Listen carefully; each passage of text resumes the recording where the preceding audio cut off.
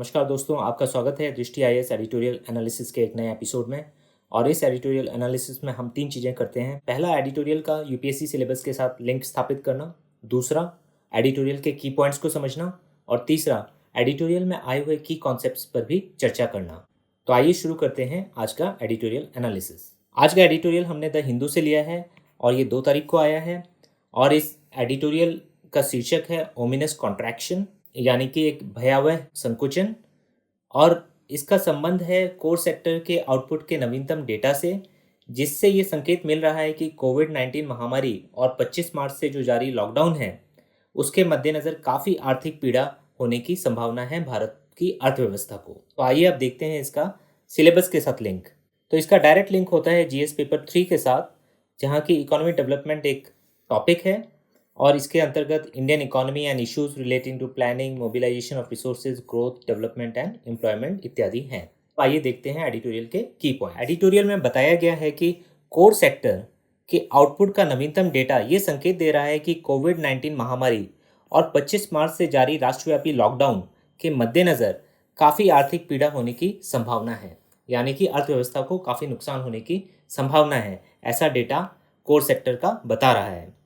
और यहाँ सबसे ज़रूरी है कि आपको जानकारी हो कोर सेक्टर्स के बारे में। तो इस कोर सेक्टर्स को हम की कॉन्सेप्ट्स में भी देखेंगे आज। फिलहाल आपके लिए ये जानना जरूरी है कि कोर सेक्टर में भारत में 8 इंडस्ट्रीज़ को शामिल किया गया है और इसमें आते हैं coal sector, crude oil, cement, fertilisers, electricity, steel, refinery और नेचुरल गैस। तो ये कुल मिला के 8 इंडस्ट्रीज़ हैं जो कि कोर सेक्टर का हिस्सा है भारतीय अर्थव्यवस्था में। आगे एडिटोरियल में बताया गया है कि वाणिज्य मंत्रालय द्वारा जारी प्रोविजनल फिगर्स बताते हैं कि मार्च में 8 में से 7 कोर सेक्टर्स के उत्पादन में संकुचन आया है पिछले वर्ष की तुलना में।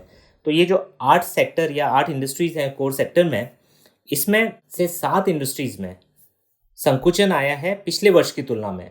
तो 2019 के मुकाबले अगर हम 2020 में देख रहे हैं तो यहाँ कॉन्ट्रैक्शन आया है 8 में से 7 में। और ये जो संकुचन आया है ये अप्रैल 2012 के बाद से सूचकांक में सबसे तेज कॉन्ट्रैक्शन है। आगे एडिटोरियल बताता है कि आउटपुट यानी कि उत्पादन में 6.5% यानी कि 6.5% का कॉन्ट्रैक्शन उस महीने में देखा गया है जब अधिकांश आर्थिक गतिविधियों में केवल 7 दिनों के लिए रुकावट आई थी और ये चिंताजनक स्थिति की ओर इशारा कर रहा है। तो एडिटोरियल कह रहा है कि 6.5% का संकुचन यानी कि कॉन्ट्रैक्शन तब देखा गया है जबकि मार्च 2020 में हमको पता है कि 25 मार्च से ही लॉकडाउन जारी हुआ था, तो सिर्फ 7 दिनों पे ही ये असर पड़ा था कि पूरी इकोनॉमिक एक्टिविटीज़ रुक गई थी। तो एडिटोरियल का कहना है कि ये 6.5% का कॉन्ट्रैक्शन तब देखा गया है मार्च 2020 में, जबकि सिर्फ 7 दिनों के लिए लॉकडाउन का असर था, जबकि ये और ज़्यादा बढ़ेगा जब अप्रैल के महीने का डेटा सामने आएगा। और पिछले 8 वर्षों में कोर सेक्टर के आउटपुट में ये भारी गिरावट एक लंबे आर्थिक संकट को भी दर्शा रही है। तो इससे आगे के आर्थिक संकट के बारे में भी एक अंदाज़ा लगाया जा सकता है, ऐसा एडिटोरियल का कहना है। आगे एडिटोरियल में कहा गया है कि पेट्रोलियम रिफाइनरियों में उत्पादन में केवल मार्जिनल 0.5% की कमी आई थी, क्योंकि परिवहन क्षेत्र के बड़े हिस्से को मार्च के अंतिम सप्ताह में ही निष्क्रिय किया गया था। तो पेट्रोलियम रिफाइनरियों के उत्पादन में ज़्यादा कमी नहीं आई है, बहुत ही कम कमी आई है। लेकिन इसका एक कारण ये भी है कि मार्च का ये डेटा है और मार्च में सिर्फ 7 दिनों के लिए ही पूरी तरीके से परिवहन क्षेत्र बंद था। आगे कहा गया कि बिजली और स्टील यानी कि इस्पात, इनके उत्पादन में 7.2 और 13% की कमी आई है, जो इकोनॉमी में स्ट्रेस है उसको भी दर्शा रहा है। खासतौर से डिमांड साइड पर जो मांग होनी चाहिए इकोनॉमी में किसी भी प्रोडक्शन को बढ़ाने के लिए बहुत ज़रूरी होती है, वो डिमांड साइड में दिक्कत आ रही है और इस वजह से इन दोनों सेक्टर्स के भी उत्पादन में कमी आई है। मार्च में नेशनल लोड डिस्पैच सेंटर के आंकड़ों के अनुसार बिजली की मांग में 9% से अधिक की गिरावट आई, क्योंकि सभी गैर आवश्यक उद्योगों और कमर्शियल एस्टैब्लिशमेंट्स को बंद कर दिया गया था। जो नेशनल लोड डिस्पैच सेंटर है, जो कि बिजली के ट्रांसमिशन में एक अहम भूमिका निभाता है, और हमें ये पता होना चाहिए कि ऐसे 5 रीजनल डिस्पैच सेंटर्स हैं और एक नेशनल लोड डिस्पैच सेंटर है। और ये चर्चा में काफ़ी उस समय आए थे जब प्रधानमंत्री मोदी ने दूसरे लॉकडाउन के समय 9 मिनट तक बिजली बंद करने के लिए जनता से कहा था, और उस समय ये लग रहा था कि इसका ग्रिड पे क्या प्रभाव पड़ेगा। तो उस समय ये काफ़ी चर्चा में आया था। ये भी एग्जाम की दृष्टि से महत्वपूर्ण है और आपको इसके बारे में जानकारी होनी चाहिए। आगे कहा गया है कि बिजली क्षेत्र को इसकी आवश्यक प्रकृति यानी कि एसेंशियल नेचर है इलेक्ट्रिसिटी का। और अभी भी हम देख रहे हैं कि लॉकडाउन के दौरान हम घरों में हैं, लेकिन बिजली तो हमें लगातार चाहिए हर कार्य के लिए। तो इस वजह से जो बिजली क्षेत्र है ये एक आवश्यक प्रकृति है, इसकी एसेंशियल नेचर है, और इसी के कारण इसको लॉकडाउन से छूट दी गई थी। और जो कमर्शियल बायर्स हैं बिजली के, उनकी तरफ से मांग में कमी होने से जो तनावग्रस्त डिस्ट्रीब्यूशन कंपनीज हैं, वितरण कंपनियां हैं, उनके कैश फ्लो में भी दिक्कत आने की पूरी संभावना है। और ये हो सकता है पूरे ही पावर सेक्टर को इसका एक कैस्केडिंग इफेक्ट यानी कि एक बढ़ता हुआ प्रभाव झेलना पड़े पूरे पावर सेक्टर को। तो एडिटोरियल ये कह रहा है कि बिजली क्षेत्र में भी जो ये कमी आ रही है, कमर्शियल यूजर्स के एस्टैब्लिशमेंट्स बंद हैं और इस वजह से उनकी तरफ से डिमांड में जो कमी आ रही है, इसकी वजह से जो डिस्ट्रीब्यूशन कंपनीज हैं उनके ऊपर दबाव पड़ेगा और उनके कैश फ्लो को ये कहीं ना कहीं चोट पहुंचाएगा और इसका असर पावर सेक्टर के बाकी हिस्सों पर भी पड़ने की संभावना है। कोल सेक्टर मार्च में सकारात्मक आंकड़ा यानी कि पॉजिटिव फिगर दिखाने वाला एकमात्र क्षेत्र है जिसमें आउटपुट में 4% की वृद्धि हुई, लेकिन यह आश्वस्त करने वाली तस्वीर से बहुत दूर है क्योंकि यह फरवरी की 11.2% की विकास की गति से धीमी है और मार्च 2019 के कंपैरिजन में 9.1% की तुलना में आधे से भी कम है। तो कोल सेक्टर के मामले में एक अलग बात देखने को मिलती है कि जितने भी 8 कोर सेक्टर्स हैं, इसमें से सिर्फ कोल सेक्टर यानी कि कोयला सिर्फ एक ऐसा सेक्टर रहा है जिसने की पॉजिटिव ग्रोथ दिखाई है 4% की। लेकिन अगर हम इसको 2019 के फिगर से कंपेयर करें तो ये आधे से भी कम है और इसको अगर फरवरी के फिगर से भी तुलना की जाए तो भी ये काफ़ी कम है। थर्मल पावर जनरेशन, स्टील और सीमेंट ऐसे उद्योग हैं जो कि कोयले की काफ़ी मांग रखते हैं, लेकिन ऐसा लगता है कि अप्रैल में कोल की भी आउटपुट कम हो जाएगी क्योंकि थर्मल पावर जनरेशन, स्टील और सीमेंट उद्योगों पे भी इस लॉकडाउन का विपरीत असर पूरी तरीके से अप्रैल के डेटा में नजर आएगा और ये जो मांग कोल की है ये पहले की तुलना में पूरी तरीके से उस स्तर पे नहीं आ पाएगी। आगे एडिटोरियल कहता है कि कंस्ट्रक्शन सेक्टर यानी कि निर्माण क्षेत्र में लॉकडाउन के कारण बड़ी कठिनाई हुई है और अर्थव्यवस्था के धीरे धीरे शुरू होने के बाद भी गंभीर श्रम आपूर्ति यानी कि लेबर सप्लाई के मुद्दों का सामना करना ही पड़ेगा। कंस्ट्रक्शन सेक्टर के बारे में हमें ये पता होना चाहिए कि ये सबसे बड़ा एम्प्लॉयर है माइग्रेंट लेबरर्स का, और अब माइग्रेंट लेबरर्स के वापस घरों की ओर लौट जाने से कंस्ट्रक्शन सेक्टर के लिए बहुत बड़ा संकट उत्पन्न हो रहा है। और कंस्ट्रक्शन सेक्टर ही बहुत बड़ा खरीदार है सीमेंट का, और इसी वजह से सीमेंट उत्पादन में जो मार्च में 25% की गिरावट देखी गई है, इसके मुकाबले और अधिक गिरावट होने की पूरी संभावना है, ऐसा भी एडिटोरियल कह रहा है और जो कि काफी लॉजिकल है। आगे कहा गया है कि वैश्विक स्तर पर कच्चे तेल की कीमतों में गिरावट से भी ऊर्जा क्षेत्र में जो उद्योग हैं उन्हें भी काफी कमजोरी का सामना करना पड़ रहा है।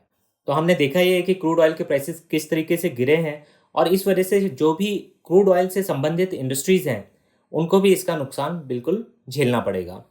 तो आगे एडिटोरियल कहता है कि इसमें कोई शक नहीं है कि अप्रैल का जो कोर आउटपुट होगा, कोर सेक्टर्स का आउटपुट होगा, वो और अधिक तीव्र संकुचन को दिखाएगा, यानी कि और ज़्यादा कॉन्ट्रैक्शन को रिफ्लेक्ट करेगा, क्योंकि मार्च में तो केवल 7 दिनों पे ही लॉकडाउन का असर दिखाई दिया है और अप्रैल का तो पूरा महीना ही लॉकडाउन में गया है।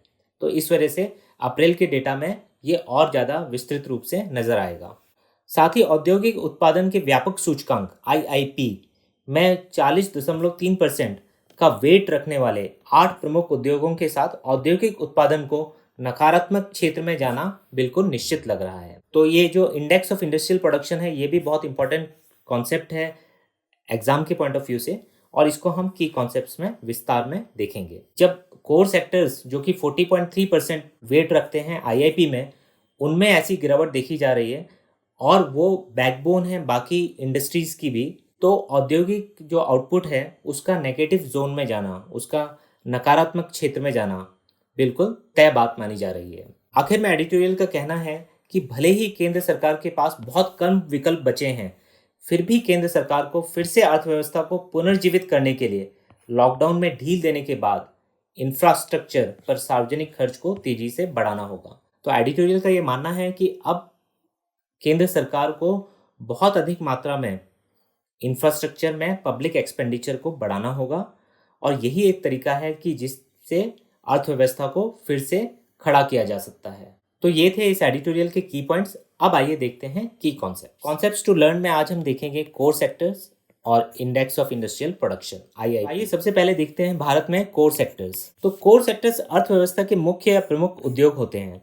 तो भारत में ये 8 इंडस्ट्रीज को कोर सेक्टर का दर्जा दिया गया है और ये 8 कोर सेक्टर्स हैं: बिजली, स्टील, रिफाइनरी, कच्चा तेल, कोयला, सीमेंट, प्राकृतिक गैस, उर्वरक। और इसको याद करने के लिए आप एक एक्रोनिम का इस्तेमाल कर सकते हैं। इनमें से जो भी आपको याद करने में सहूलियत हो वो आप यूज़ कर सकते हैं। तो C3 फ्रेंड्स, तो C3 का मतलब है कि C से क्रूड, C से सीमेंट, C से कोल और F से फर्टिलाइज़र, R से रिफाइनरी प्रोडक्ट्स, E से इलेक्ट्रिसिटी, N से नेचुरल गैस और S से स्टील। तो भारत में ये 8 सेक्टर हैं जिन्हें कोर सेक्टर माना गया है और ये जरूरी नहीं है कि किसी दूसरे देश में इन्हीं 8 सेक्टर्स को माना जाएगा। वहाँ के core sectors of the economy different हो सकते हैं, अलग हो सकते हैं। ये जो कोर सेक्टर्स हैं इनका सामान्य आर्थिक गतिविधियों और औद्योगिक गतिविधियों पर ज़्यादा प्रभाव रहता है, इसीलिए इनको कोर सेक्टर्स माना गया है, क्योंकि ये बैकबोन ऑफ द इकोनॉमी कहे जाते हैं और ये अन्य उद्योगों को भी काफ़ी ज़्यादा प्रभावित करते हैं। कोर सेक्टर्स अर्थव्यवस्था के कैपिटल बेस को भी रिप्रेजेंट करते हैं। इन 8 उद्योगों का औद्योगिक उत्पादन सूचकांक में 40% से ऊपर का हिस्सा है। ये भी एक बहुत इंपॉर्टेंट पॉइंट है, ये आपको पता होना चाहिए, इसको पीटी में पूछा जा सकता है। और ये जो IIP है ये अर्थव्यवस्था के विभिन्न उद्योग समूहों की ग्रोथ रेट बताता है। एक निर्दिष्ट समय अवधि में, एक स्पेसिफिक टाइम पीरियड में क्या कितनी ग्रोथ रेट है उसको IIP दिखाता है।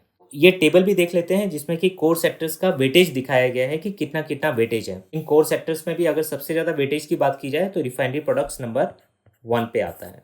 दूसरे नंबर पे आप देखेंगे कि आता है इलेक्ट्रिसिटी सेक्टर, तीसरे नंबर पे स्टील, चौथे पे कोल, पांचवें पे क्रूड ऑयल, छठवें पे नेचुरल गैस। तो आप ये देख सकते हैं कि क्रूड ऑयल और नेचुरल गैस साथ साथ आ रहे हैं, इसमें क्रूड ऑयल पहले आ रहा है फिर नेचुरल गैस आ रही है। इसके बाद आता है सीमेंट सेक्टर जो कि 7वें नंबर पे और अंत में आता है फर्टिलाइजर्स जो कि 8वें नंबर पे है। आपको ये भी पता होना चाहिए कि कोर सेक्टर्स के अंदर इनकी रैंकिंग किस प्रकार से है। अब आइए देखते हैं index of industrial production. Index of industrial production यानी कि औद्योगिक उत्पादन सूचकांक, ये एक सूचकांक है जो अर्थव्यवस्था यानी इकोनॉमी के विभिन्न उद्योग समूहों में एक निश्चित अवधि में विकास दर दिखाता है और इसका मासिक रूप में संकलन और प्रकाशन सेंट्रल स्टैटिस्टिकल ऑर्गेनाइजेशन CSO जो कि ministry of statistics and programme implementation के अंतर्गत काम करती है उसके द्वारा किया जाता है। तो ये बहुत इंपॉर्टेंट फैक्ट है कि IIP को CSO निकालती है, मंथली है और ministry of programme and implementation के अंतर्गत ये CSO काम करता है। और IIP एक कंपोजिट इंडिकेटर है यानी कि एक समग्र संकेतक है जो कि वर्गीकृत किए गए उद्योग समूहों की वृद्धि दर को मापता है, यानी कि क्लासिफाइड इंडस्ट्रियल सेक्टर्स की वृद्धि दर को मापता है। इसके अंतर्गत आते हैं ब्रॉड सेक्टर्स जिसमें आते हैं माइनिंग, मैन्युफैक्चरिंग और इलेक्ट्रिसिटी यानी कि खनन, विनिर्माण और बिजली। यूज बेस्ड सेक्टर्स होते हैं जिनको बांटा गया है बेसिक गुड्स में, कैपिटल गुड्स में, इंटरमीडिएट गुड्स में, इंफ्रास्ट्रक्चर गुड्स में और consumer durables and non consumer durables, इतने सेक्शंस में बांटा गया है। IIP का जो बेस ईयर है, आधार वर्ष, ये 2011-12 है। इससे पहले ये 2004-5 था, ये भी आपको पता होना चाहिए। ये जो IIP है ये सबसे पहली बार 1950 में इसको शुरू किया गया और 1937 इसका पहला बेस ईयर था, ये आपको पता होना चाहिए। और बेस ईयर का मतलब यही है कि ये आधार वर्ष है, यानी कि इस आधार पे आप ग्रोथ को नापते हैं, क्योंकि आपको कोई ना कोई आधार चाहिए जिसके हिसाब से बढ़ रहा है घट रहा है, इसको आप किस बेसिस पे नापेंगे, तो वो बेसिस आपको देता है आधार वर्ष। और भारत के जो 8 कोर सेक्टर हैं ये इसमें 40% से ऊपर का वेट रखते हैं। और IIP का क्या महत्व है, तो ये उत्पादन की फिजिकल वॉल्यूम को मेजर करता है और इसका उपयोग पॉलिसी मेकिंग, नीति निर्माण के लिए वित्त मंत्रालय, भारतीय रिजर्व बैंक सहित कई सरकारी और गैर सरकारी एजेंसियां करती हैं। और IIP जो है ये त्रैमासिक, क्वार्टरली और एडवांस जीडीपी अनुमानों की गणना के लिए भी बहुत ही प्रासंगिक है, यानी कि बहुत ही ज़्यादा रेलेवेंट है, इसका यूज़ किया जाता है। तो ये था एडिटोरियल एनालिसिस में। अब आइए देखते हैं कि किस तरीके के सवाल आपसे पूछे जा सकते हैं प्रीलिम्स और मेंस में इस एडिटोरियल से संबंधित। पीटी के रिगार्डिंग काफ़ी सारे हमने फैक्ट्स और फैक्चुअल चीज़ों को डिस्कस किया जिनको प्रीलिम्स में पूछा जा सकता है, जैसे कि core sectors of Indian economy, कि कोर सेक्टर्स में कौन कौन सी इंडस्ट्रीज आती हैं, कितनी इंडस्ट्रीज आती हैं और उनकी वेटेज कितनी है आईआईपी में। आईआईपी को कौन निकालता है, कौन सी संस्था निकालती है, वो किस मिनिस्ट्री के अंतर्गत है, इसकी पीरियोडिसिटी क्या है कि ये मंथली है, बाई मंथली है, और इसका बेस ईयर क्या है आईआईपी का, वेटेज किस तरीके से दिया गया है कोर सेक्टर्स को, और कोर सेक्टर्स के अंदर भी इन सारे जो सेक्टर्स हैं, 8 सेक्टर्स हैं, इनके अंदर भी क्या रिलेटिव रैंकिंग है, तो ये आपको पता होना चाहिए। मेंस में आपको भारतीय इकोनॉमी के या भारतीय अर्थव्यवस्था के बारे में सवाल पूछा जा सकता है कि कोविड-19 और लॉकडाउन के द्वारा जो उत्पन्न हुआ है चैलेंज, उसको किस तरीके से सरकार को हैंडल करना चाहिए, किस तरीके के स्टेप्स उठाए जाने चाहिए।